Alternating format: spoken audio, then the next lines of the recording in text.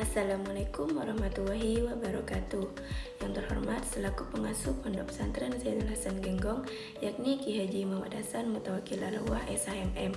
Yang terhormat Rektor Universitas Islam Zainul Hasan Genggong, yakni Bapak Dr. Abdul Aziz Wahab BAMAG. Yang terhormat Kaprodi PKMI, yakni Bapak Dr. Firdaus Ainul Yakin MPDI. Yang terhormat selaku dosen pengampu mata kuliah evaluasi pembelajaran MI, yakni Ibu Nur Fatimah MPD, dan semua teman-teman yang berbahagia. Di sini saya akan sedikit memaparkan video tugas UAS mata kuliah evaluasi pembelajaran MI. Sebelum memulai pemaparan video, izinkan saya perkenalan diri terlebih dahulu. Perkenalkan, nama saya Wika Yulia Febriasi dari Prodi PKMI semester 4 kelas B.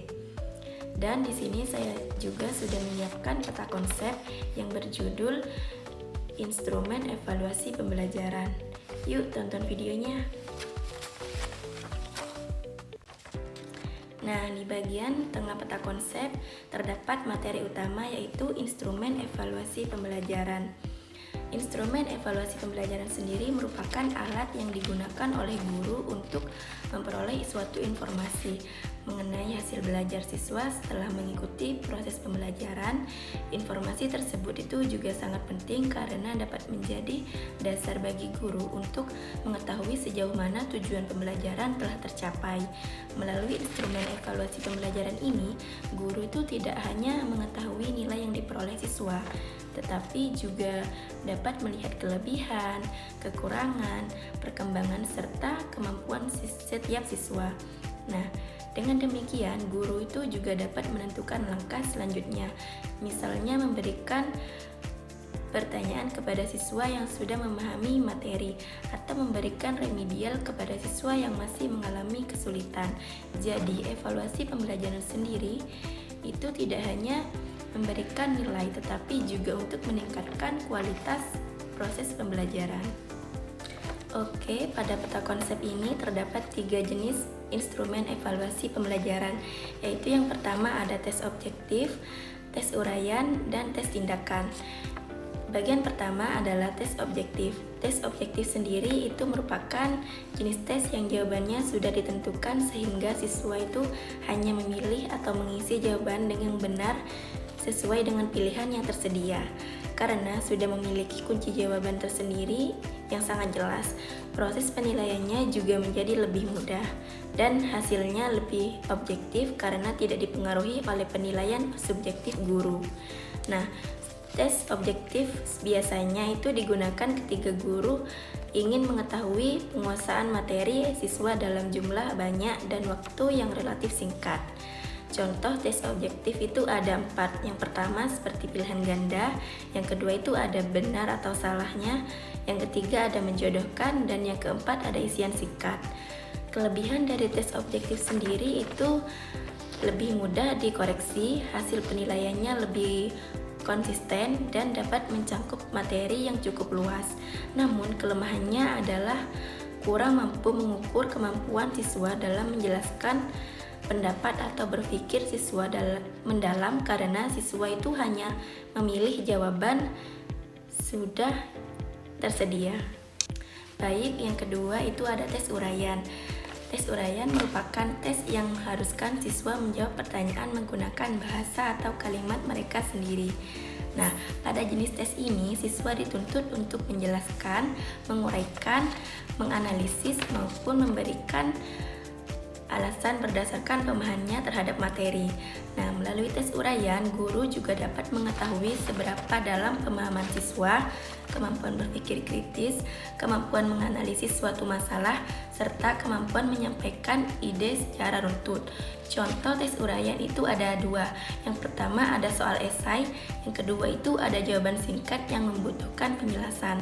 Nah, kelebihan tes uraian sendiri adalah dapat mengukur kemampuan berpikir tingkat tinggi atau high order thinking skills atau HOT, sedangkan kelemahannya adalah membutuhkan waktu yang lebih lama dalam proses penilaian itu sendiri.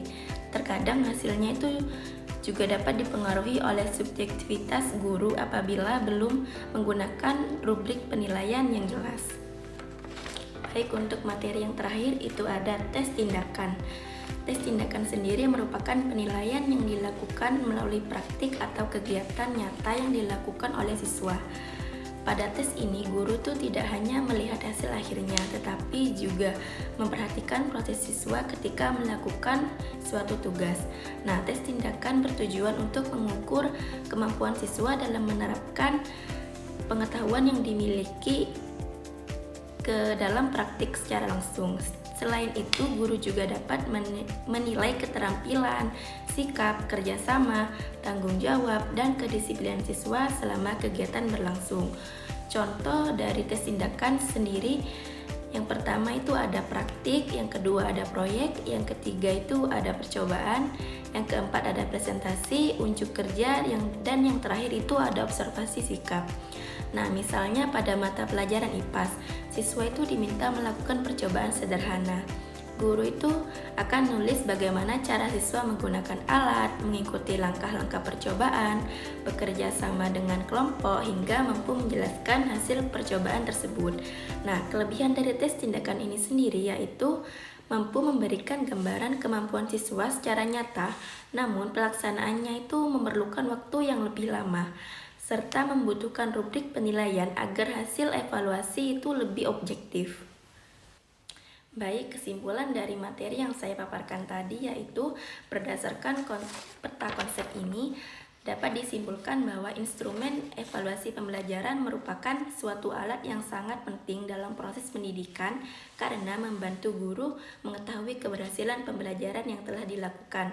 Masing-masing jenis instrumen memiliki fungsi yang berbeda. Tes objektif digunakan untuk mengukur penguasaan materi dengan cepat dan mudah dinilai. Sedangkan tes uraian itu digunakan untuk mengukur kemampuan berpikir kritis, menganalisis, dan mengemukakan pendapat. Dan yang terakhir itu ada tes tindakan digunakan untuk menilai kemampuan praktik, keterampilan, serta sikap siswa dalam situasi nyata. Ketiga instrumen tersebut saling melengkapi. Oleh karena itu, guru sebaiknya tidak hanya menggunakan satu jenis instrumen saja, tetapi juga mengombinasikan ketiganya sesuai dengan tujuan pembelajaran agar penilaian yang diperoleh lebih lengkap, objektif, dan mampu menggambarkan kemampuan siswa secara menyeluruh, baik dari aspek pengetahuan, keterampilan, maupun sikap. Demikian presentasi dari saya. Terima kasih atas perhatian Bapak, Ibu dosen, dan teman-teman semua. Apabila ada kekurangan dan kesalahan kata, saya mohon maaf, pamit undur diri. Dari saya, Assalamualaikum warahmatullahi wabarakatuh.